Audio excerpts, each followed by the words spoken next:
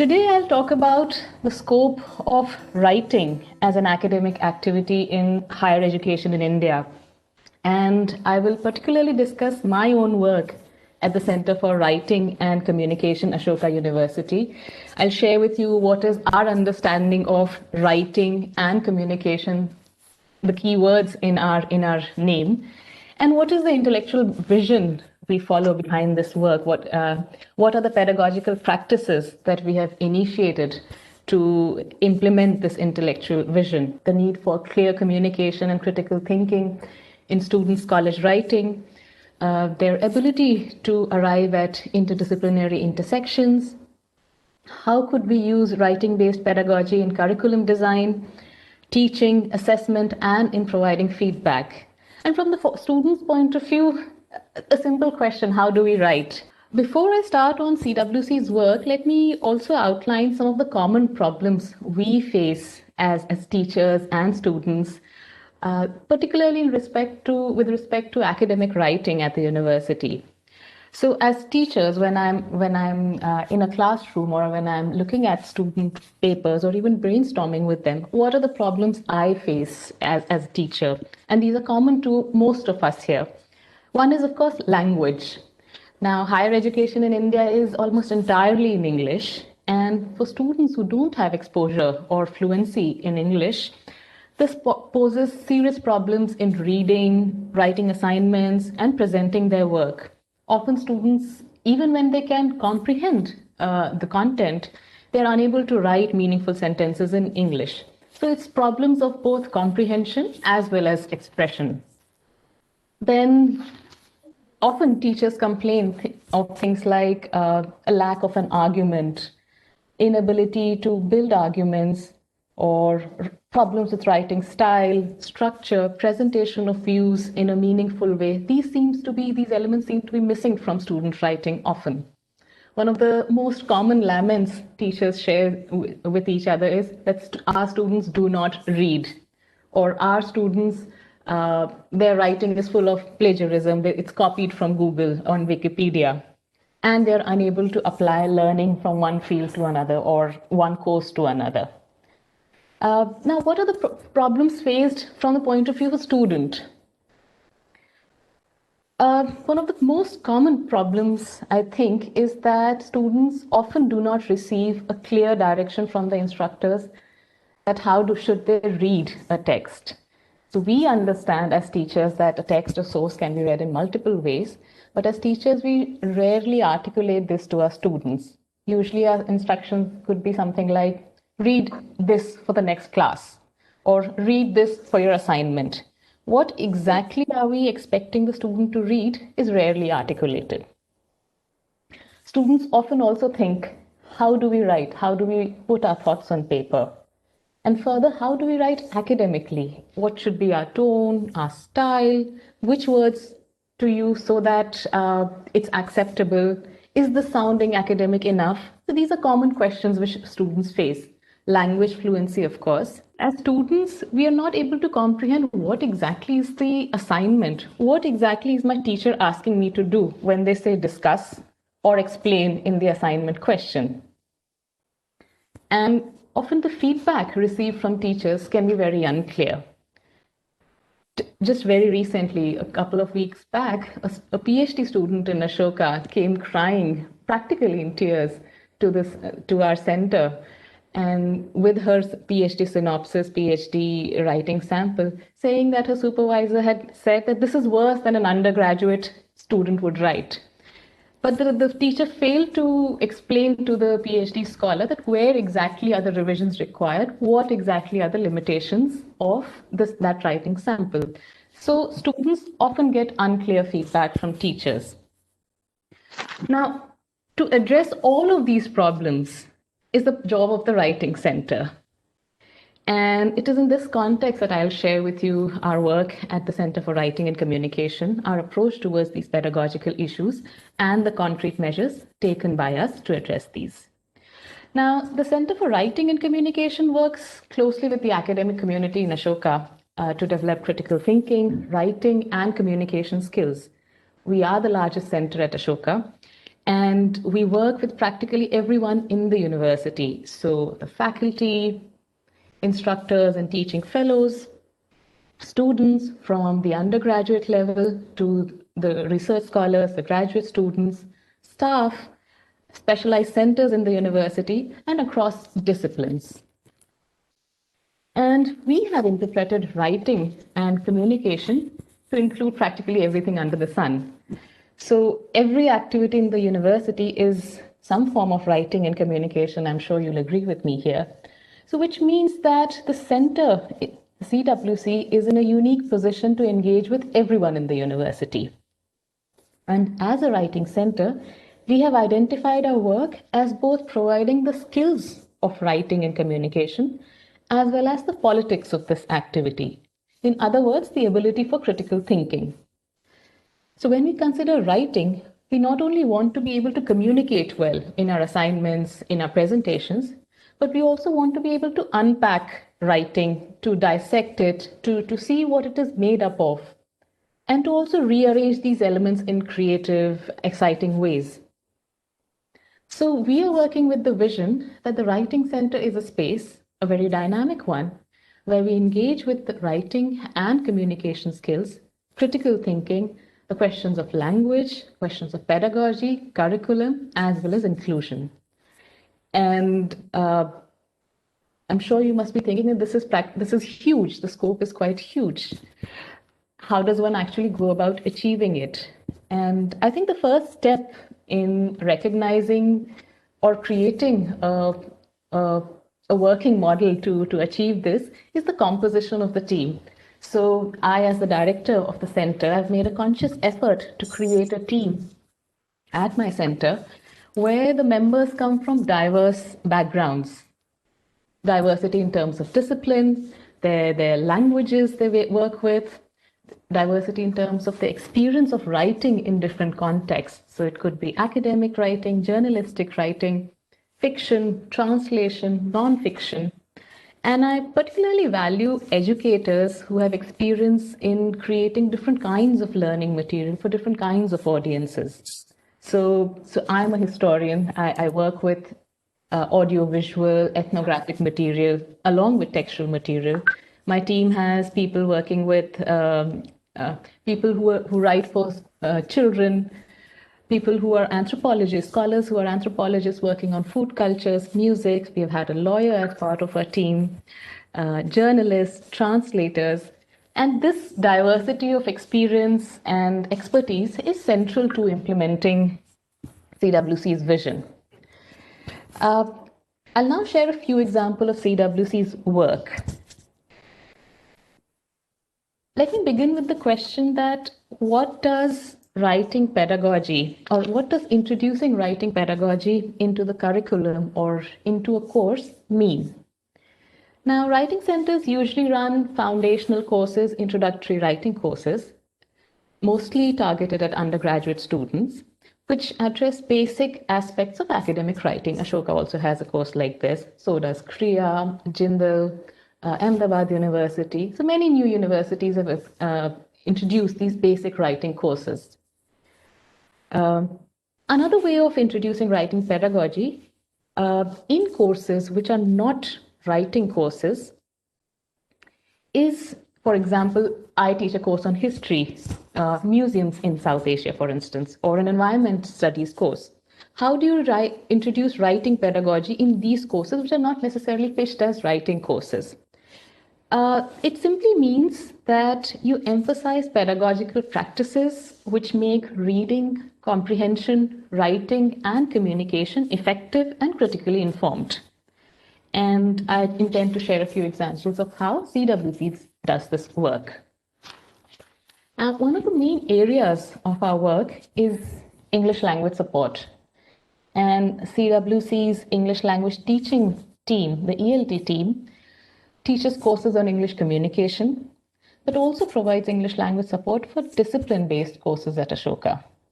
So we address the language skills of listening, speaking, reading, and writing, and combine them and ensure their applicability with critical thinking, essential for that particular course or academic work in that particular course. And I'll share an example of a support module developed by the ELT team at CWC. A little context would be useful here.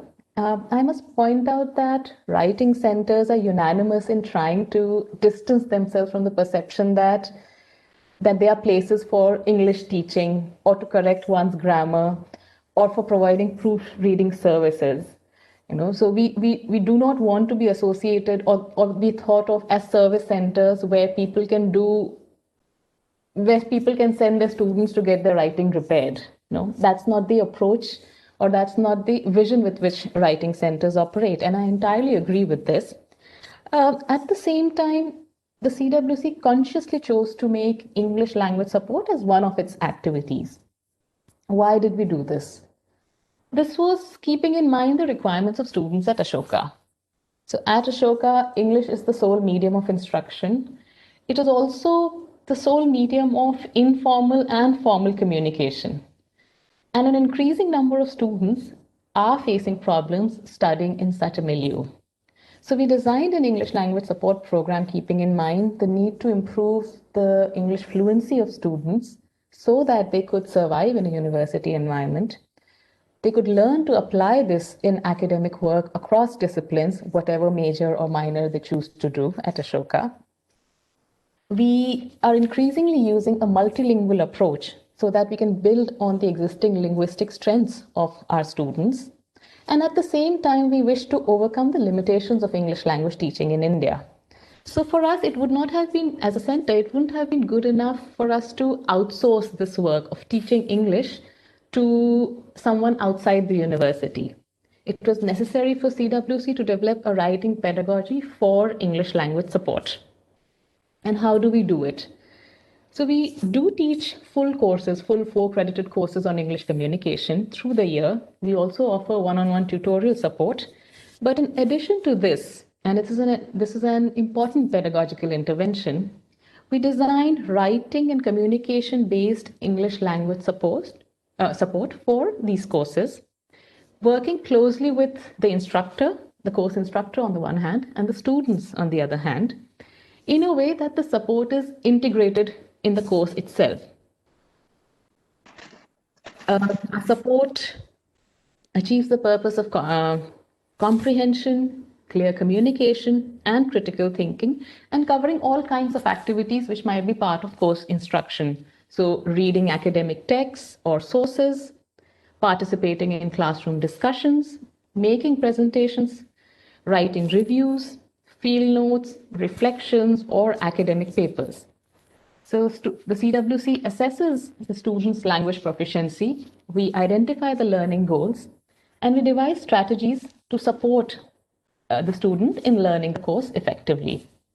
And these strategies are pre-class, in-class, and post-class tasks, which support classroom instruction by the teacher. Let me share my screen, which will give you one module, just one example of a reading comprehension strategy.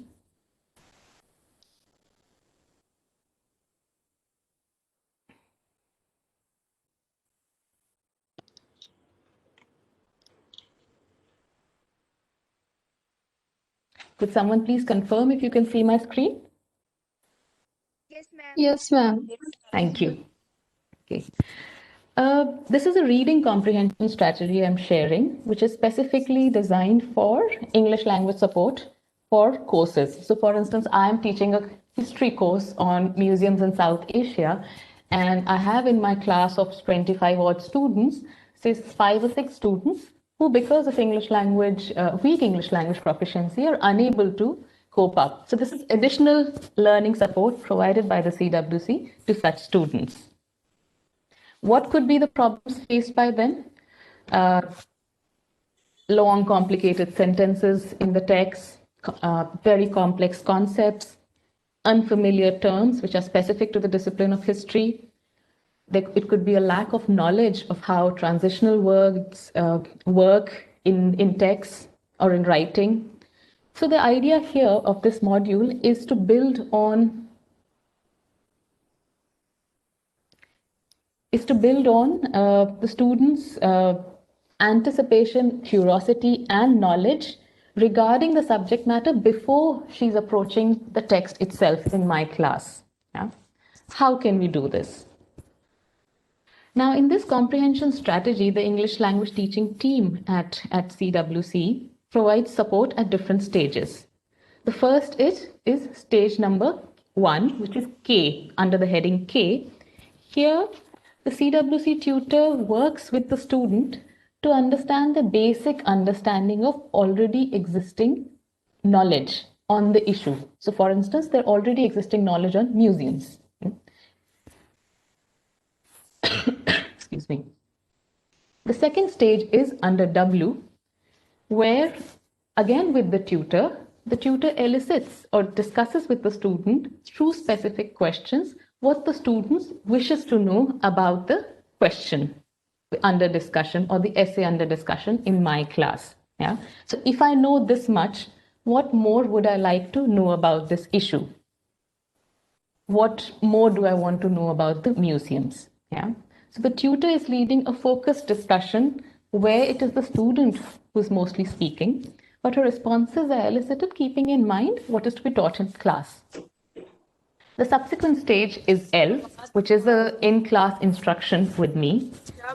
And a follow-up could be L+1, where it says, where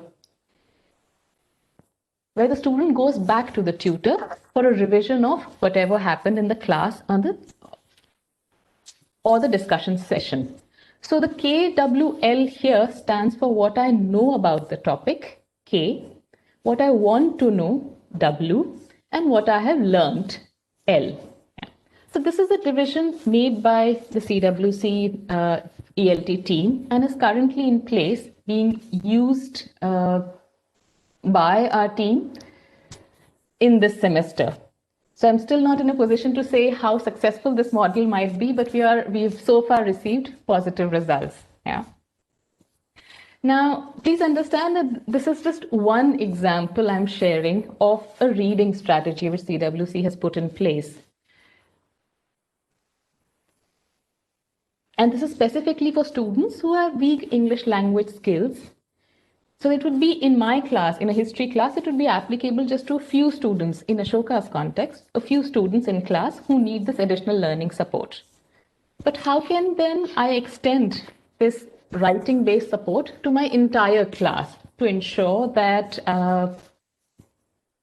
they all benefit equally from a writing pedagogy? Again, I take an example from my own course, a history course on museums in South Asia, where I frequently use writing-based exercises in class. And my intention in using them is not only to teach them history of museums, but critical thinking and communication in general. And something which I found very effective is, and I'm just sharing one example, something I found very effective as a class exercise is using an anonymous text or a written extract or an unidentified image and asking particular questions about it. My questions are carefully chosen keeping in mind the learning objectives of that unit or my larger course. Students are required to respond by writing or speaking or any other form of communication. And I've used it effectively not only in history courses, but I've also used this approach in teaching writing to students of other courses who are not from history, but they could be from the sciences, they could be from philosophy, and so on. Now, what was this exercise? Let me elaborate a little bit. It was an exercise in reading museums. Both the terms here are equally important, reading as well as museums. I gave my students, a handout which had descriptions of galleries from a museum. Now, the museum was not identified. All they had, and there were no visuals added, all they had was a 2-page text which talked about the nature of the museum and what its galleries have. So, for instance, if you were to go to the National Museum in New Delhi and pick up its brochure, imagine that I have given the same brochure to my students without identifying it as the National Museum. So I've removed all identifying markers. And they were to critically examine this anonymous text for, for specific questions and the descriptions for specific questions. What were the questions? My questions were, what kind of a museum is it? How is the display classified? What are the categories or the nomenclature used in naming the galleries or naming the display? What is it claiming to represent? What is included or excluded? This class exercise was then followed up by field work, where they actually went to a museum and used the same kind of questions and applied the same critical questioning technique to the display they saw at the museum. So they were reading the museum as they were reading the text. And then finally, this was followed up with an assignment which was in the form of a writing exercise, where they were required to create their own museum or a gallery, keeping in mind these very questions. So my point here is that in this exercise, I am teaching them, again, coming to my initial point, teaching them how to read museum displays, what is the history of museums, which is the objective of this history course. But I'm also teaching them how to read a text closely as a general critical thinking practice. And through this practice, through this writing exercise and reading exercise in class, they are able to use examples, they are able to identify evidence to support their argument, and also build counter arguments. So I found that using such an approach was much more effective in teaching, even or introducing a writing-based pedagogy in a discipline-specific course. I've also used a similar exercise for a writing course, a research writing course for postgraduate students of architecture, planning, and design. In this case, I used an opinion piece from a newspaper. Again, I shared an unidentified excerpt from that opinion piece, and the students, and remember, these are not students of journalism or social sciences. They're writing their thesis in architecture, in planning, technology, and design. These students, once they were given this unidentified excerpt, they were asked to identify the author's key ideas, assumptions, the purpose of writing, what they think is the purpose of writing such a thing, and the intended audience. And after discussion of these questions in class, the full article was shared with them, where they were now asked to write a summary of this. And then following this, some summaries were discussed in class and how effective it was, and compared with what their own assumptions were when reading that unidentified piece. So what do you achieve by this? The students actually learn to ask the right questions and apply these skills to their own specialized readings. The students, and I found that the students were effectively able to do this. So for the purpose of this course, this research writing course for postgraduate students of architecture, the content of the piece was not so relevant. Yet it was effective in communicating the principles of writing and critical thinking. Now, the CWC doesn't only do boring academic work.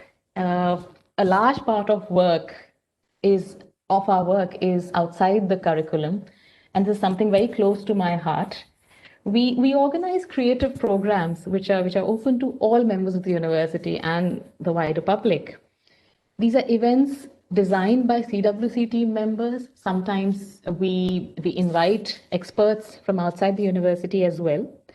And we innovatively draw upon and analyze a range of activities and media which are part of our daily lives. So, for instance, social media, news, emails, music, internet, games, memes, jokes, food, photographs, just to give you a few examples. So, our goal in this creative program is to unpack these forms of writing and communication, see what they are made up of, dissect them, rework, rearrange them in a fun and creative way. In fact, while formally they are called creative programs, within the CWC, we call them sexy programs. And the examples I'll share with you will tell you why. And I'm also sharing my screen with you now.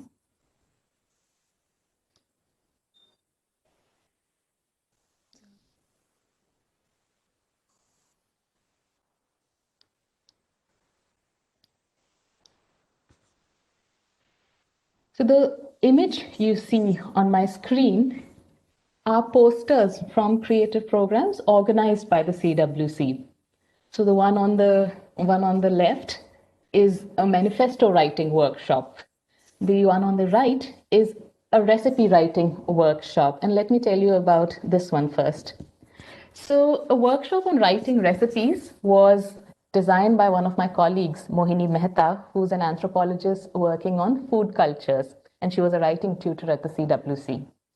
She organized a 2-hour workshop and to see recipe writing as a literary form and simultaneously as a highly political act. The participants in this workshop included students, undergrad students in Ashoka, some of whom were part of the university's baking society.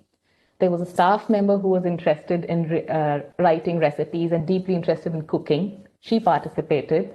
There was a graduate student who was working on food history. He participated, and so on. So it was a diverse group which was participant in this workshop. And they worked in pairs to write recipes on a dish of their choice and in any format and literary style. The language used was English, but the use of vernacular terms was encouraged. And this writing exercise done by Mohini was followed by a discussion on the craft of writing and the politics of writing about food. So one of the participants chose to write a recipe for sandwiches, giving very precise quantities and the exact process, illustrating it with a diagram. Another participant wrote a completely different kind of a narrative. They wrote a personal narrative about making khichdi, when and why they felt the urge to make it, the memories it invoked, how they went about procuring the utensils and the ingredients, and finally, how it was savored. Another recipe was written in a narrative style. The participant used a number of vernacular words to refer to spices and their flavors and the emotions they generate. Mohini then used all these writing samples to initiate a discussion, or rather, actually, I should say, provoke a discussion about the language of writing about food, the gender roles assumed by the participants, the stereotypes they carried, and the slangs and insults couched in one's writing, especially when writing about food. She also used the discussion as an entry point into feminist and subaltern theories. The discussion examined the celebration of food as heritage, a discussion of how social groups, or who were the social groups whose food was represented as cuisine and as heritage, and if food could be associated with painful memories. Mohini used popular cookbooks, films, and works of Dalit writers, along with academic works, to highlight these issues.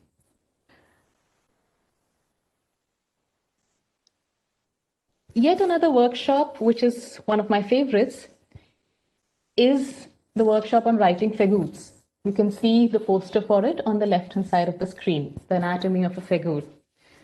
Fagoots are short, pun-inspired stories. And this workshop was led by another colleague of mine, Karandeep Mehra, a former writing tutor at CWC, and who's a sociologist whose research work examines humor. Now, what was he trying to do here? So Mehra told me that fagoot is a basic facet, works on a basic facet of language, which is punning. Now, we all enjoy puns in our languages we speak, and many of our memes, many of our WhatsApp forwards are about puns, right? So in this workshop, he was considering the possibility that one word may have more than one meaning, or might sound like another, but have a different meaning, or it could be spelled like another word, but again have different meanings. So a fagoot writing workshop takes this facet of language, alternate meanings and uses of puns, and finds a way of connecting them by crafting them into a story. And particularly in such a way that the story can end with the original pun. Yeah? So sounds like great fun to me. Yeah. And in this workshop, Karandeep Mehra encouraged students to identify puns, what could be their alternative meanings, and demonstrated how this play with language is used by advertisers, politicians, critics, and us also in our everyday communication. So he discussed a few sample stories, sample fagoots, and his workshop involved students choosing a pun and weaving a fagoot around it. Another workshop which was very successful is the one you can see on the right hand side. The first two examples I used were writing based workshops. Here's a workshop in music where music and active listening of music was linked to academic writing, concepts of plagiarism, originality, and citation. So organizing an activity like this, some of the examples which I have shared, has many pedagogical benefits.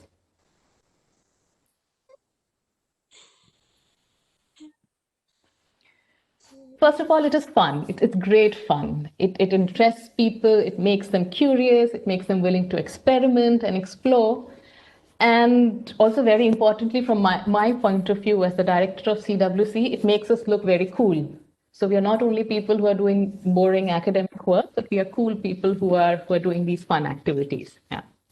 As teachers, it gives us a space to rethink and rework with our research in ways which we might not have done during our MPhils and PhDs. So, like I said, Karan and Mohini both are anthropologists, one working on food, another working on humor, and they use their own research to create these fun workshops. Another benefit is that these programs are open to everyone and they follow a participatory format rather than being lecture based. So, having a teacher, a student, a staff member, and somebody from outside the university in the same activity, in the same room or same space, it breaks down many power relations that operate in the classroom. So, barriers like English language proficiency, which can affect a student's confidence and hinder participation, are reduced to a great extent. And in our creative programs, you also try to follow a model where the person designing that event and leading it can weave that particular topic or that activity with critical thinking and the craft of writing and communication and draw connections between multiple sources. So, for instance, in the recipe writing workshop, there was media, there was film, there were recipe cookbooks, literature, and also personal experience, personal narrative, all of it coming together in that workshop. So, a very significant benefit of these programs is that they facilitate transfer of learning outside the classroom and outside the curriculum. So, while the CWC pitches them as individual standalone activities, these activities are successful in providing a link to the interdisciplinary academic work, curricular work done by students at Ashoka. In fact, many students often write back to the CWC sharing that how an event they had attended proved useful for a course they were doing either at Ashoka or their professional experience outside the university. One final example I'd like to share before I conclude about the center's work is that as a center, we've been very keen to understand the relationship between language, pedagogy, and critical thinking. So 2 years ago, we introduced a series which explores these very questions, the question of writing rooted in a particular geographical context, a regional context, and therefore in a particular language. And we call them writing geographies. The series is titled Writing Geographies. And the main idea behind this was to engage with as academics and as a writing center, to engage with the linguistic diversity of India. While higher education in India is exclusively in English, surely we'll agree that Indians don't only speak English and critical thinking is not done only in English. So what is the implication of, what is the interconnection between language, pedagogy, and critical thinking? And when we cover languages, writing, and expression, I'm talking about oral, visual, textual, performative that might emerge from a particular region.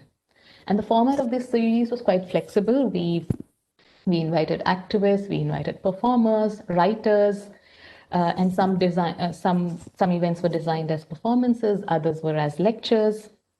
yet others were just as interviews. So to give you a couple of examples from the kind of events organized under this series.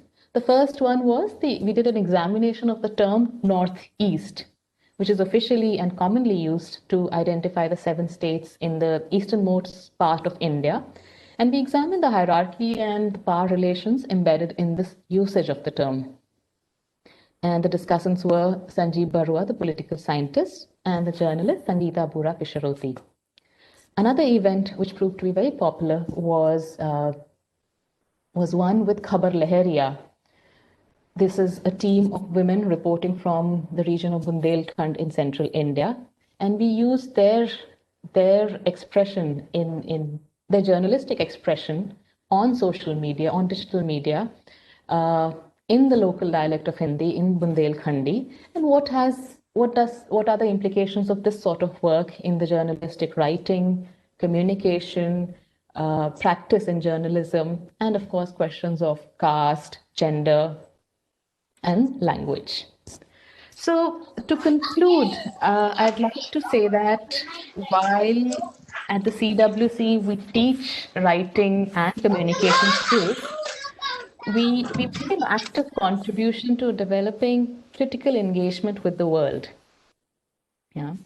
So I'm making this as a conscious point here that often writing centers start as something as part of university infrastructure, providing learning support. So the real academic work is done somewhere else, while the writing center might come in to provide learning support where needed, particularly through one-on-one tutorial sessions. I'm making a conscious decision here, CWC is making a conscious decision here, that we have moved towards knowledge creation as well when we are working as a writing center. So we are offering learning support, we are designing learning material, we are offering programs within the curriculum, but also going much more beyond it. And the CWC intends to develop its work to create an open access knowledge bank that would share the teaching material developed by its tutors. And this is intended both for teachers and students. Our goal, and it's an ambitious one, is to make this learning material available at least in a few Indian languages, including English. So within the university, the CWC has emerged as a platform where all members of Ashoka can participate and engage with texts, languages, and think about critical and multilingual pedagogy. Thank you very much.